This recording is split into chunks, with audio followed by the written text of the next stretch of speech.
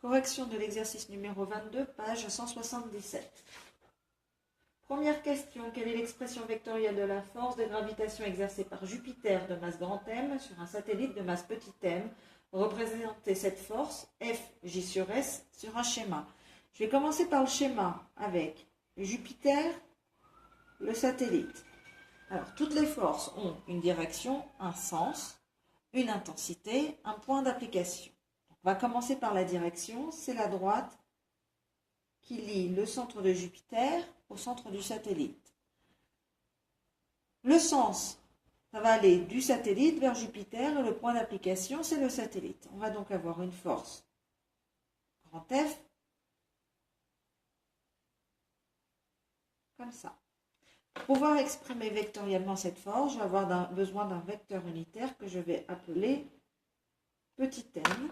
Je vais avoir l'expression de la force exercée par Jupiter sur le satellite, qui est grand G, masse de Jupiter, masse du satellite, sur R au carré. Remarquez que j'utilise la notation petit r, c'est celle qui est imposée par l'énoncé. Et je n'oublie pas de préciser le vecteur unitaire qui apparaît ici. Deuxième question. Montrez que dans le référentiel lié au centre de Jupiter, supposé galiléen, le satellite a un mouvement uniforme et exprimez la valeur de sa vitesse. Alors cette deuxième question, en fait, c'est une question assez compliquée qui se décompose en trois parties. Alors, je vais leur donner des noms. La première, je vais l'appeler Newton. La seconde partie, je vais l'appeler trajectoire circulaire.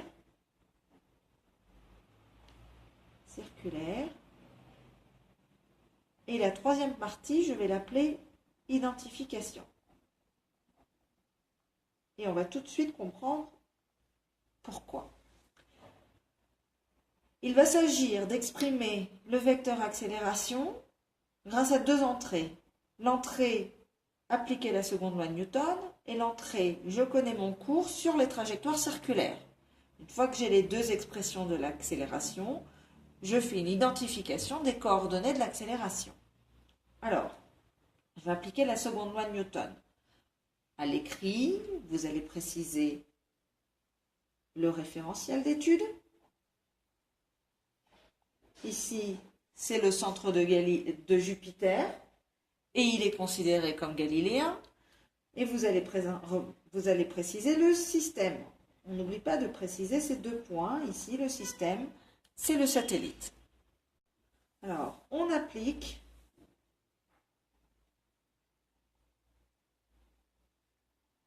la seconde loi de Newton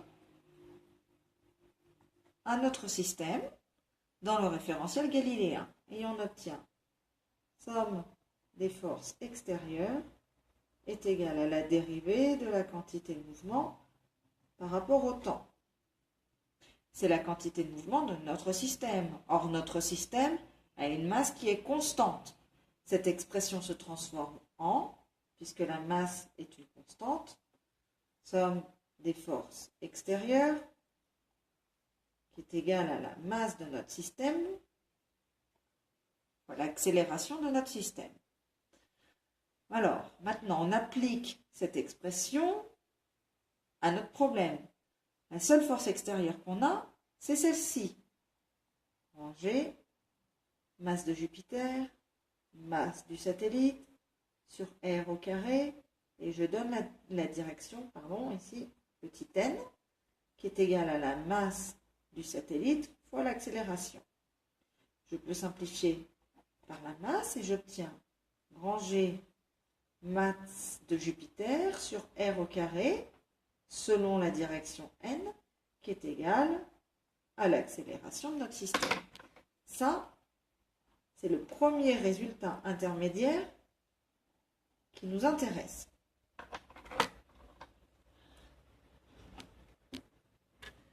Alors, deuxième partie, on applique son cours sur les trajectoires circulaires.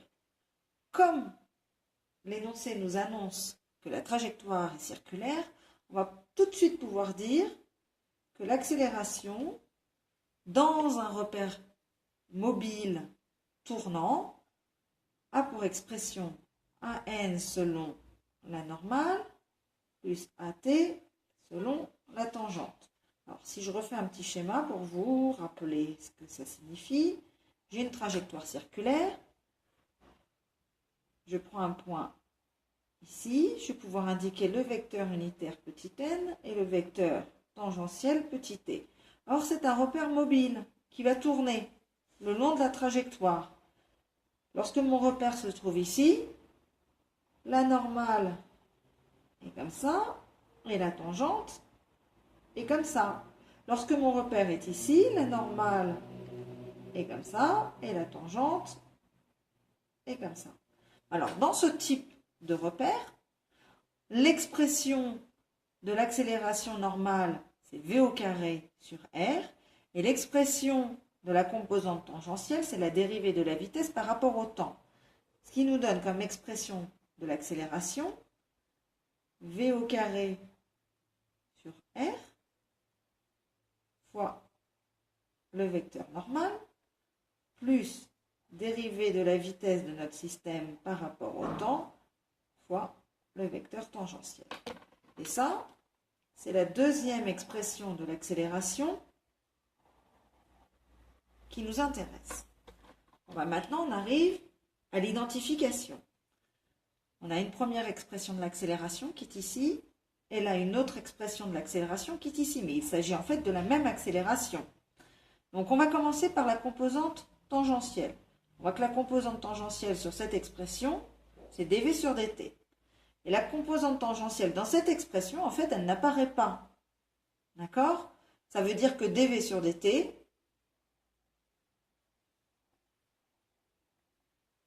qui est ici, est égal à 0 puisque la composante tangentielle n'apparaît pas ici.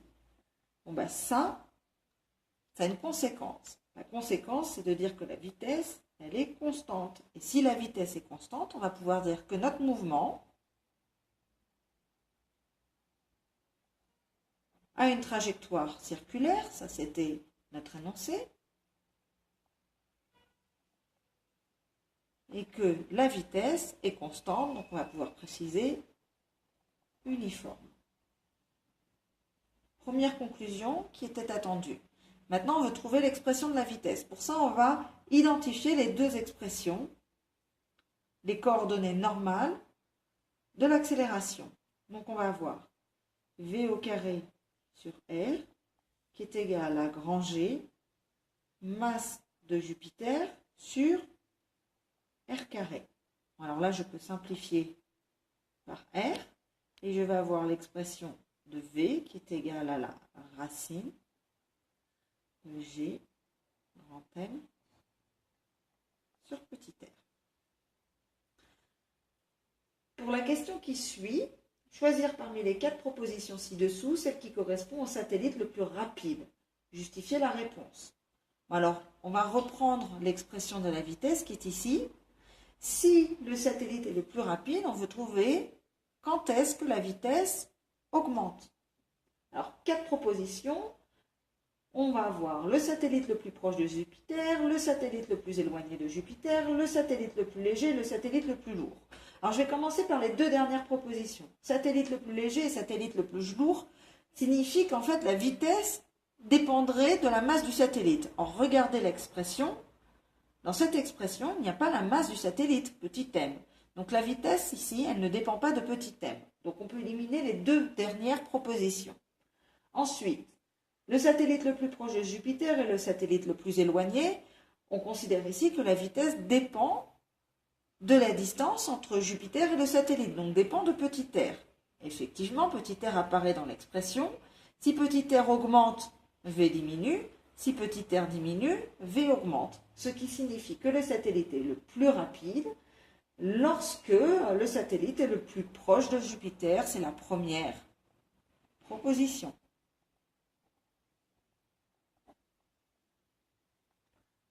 Voilà. Alors, question 4.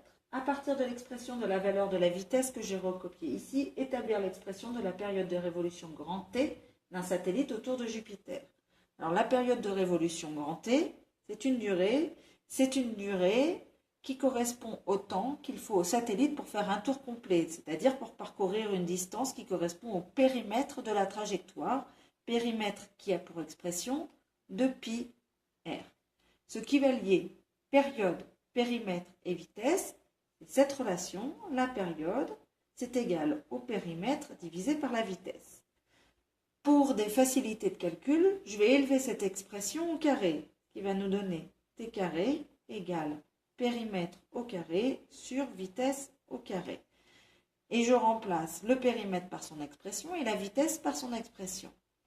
T carré égale l'expression du périmètre au carré, c'est-à-dire 4π carré r carré, divisé par l'expression de la vitesse au carré, c'est-à-dire cette expression-là sans la racine, g, m, divisé par r, mais le dénominateur du dénominateur, c'est le numérateur, donc je place r ici. Ce qui nous donne pour t carré, 4 pi carré r cube sur gm. L'expression de t, c'est égal à la racine de, j'ai oublié le carré ici, de 4 pi carré r cube sur gm. Et si je sors 4 pi carré de la racine, ça me donne 2π racine de r cube sur gm. Question suivante. Alors, l'étude des mouvements des 4 satellites de Jupiter, Callisto, Europe, Ganymède et Io, a permis de déterminer la période et le rayon de l'orbite de chacun. On a représenté pour chaque satellite les valeurs des couples R3, T carré, montré que l'allure de la représentation graphique est en accord avec la troisième loi de Kepler. Alors, première chose, on va regarder la représentation graphique. On regarde les axes. Ici, on a R3. Ici, on a T carré. Et là, on a une droite qui passe par l'origine. Ce qui signifie que T carré et R3 sont proportionnels. Donc, je vais reprendre ici le résultat de l'analyse de la courbe, c'est-à-dire que T carré est proportionnel à R3. Alors, que nous dit la troisième loi de Kepler? La troisième loi de Kepler, elle nous dit que la période au carré sur le demi-grand axe au cube est égale à une constante K qui dépend de la planète ou de l'astre autour duquel tourne le satellite. Donc ici, il s'agit de Jupiter. Je peux mettre KJ par exemple. Maintenant, notre trajectoire est circulaire. Donc le demi-grand axe se transforme en rayon de trajectoire. T carré sur R cube qui doit être égal à KJ. Ensemble, cette expression, je vais avoir T carré qui est égal à KJ fois R cube. Et bien, remarquez qu'ici, on a bien T carré qui est proportionnel à R cube et que la constante de proportionnalité est KJ. Nous avons bien la représentation physique qui est en accord avec la troisième loi de Kepler. Question suivante. L'équation modélisant la droite obtenue est donnée sur graphique. En déduire l'ordre de grandeur de la masse de Jupiter. Je vais reprendre l'expression donnée sur le graphique, qui est égale à 3,1 fois 10 puissance moins 16 R cube. Et puis je vais reprendre un intermédiaire de calcul qu'on a trouvé précédemment, qui est ici. Remarquez qu'on retrouve R cube et que là, on va retrouver l'expression de la constante de proportionnalité. Donc, on va avoir T carré, 4 pi carré sur Gm, masse de Jupiter, fois R cube. Ben maintenant, je n'ai plus qu'à faire une identification. Le 3,1 fois 10 puissance moins 16, c'est égal à 4 pi carré sur Gm. 3 fois 10 puissance moins 16 est égal à 4 pi carré sur Gm. Maintenant, je trouve l'expression de la masse. M est égal à 4 pi carré sur G divisé par 3,1 fois 10 puissance 16. Je prends ma calculatrice et je fais l'application numérique. Donc là, j'ai 4 fois pi au carré divisé par G qui vaut 6,67 fois 10 puissance moins 11, multiplié par 3,1 fois 10 puissance moins 16. Les unités sont cohérentes. Je prends ma calculatrice et je note le résultat.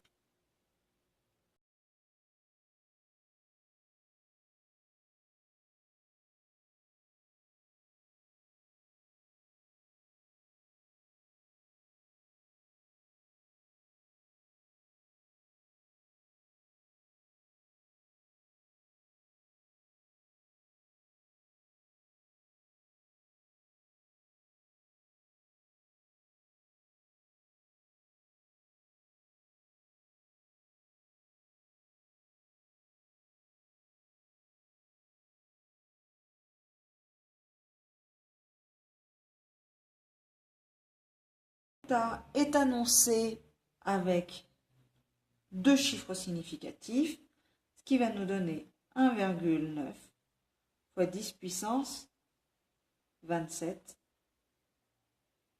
kg.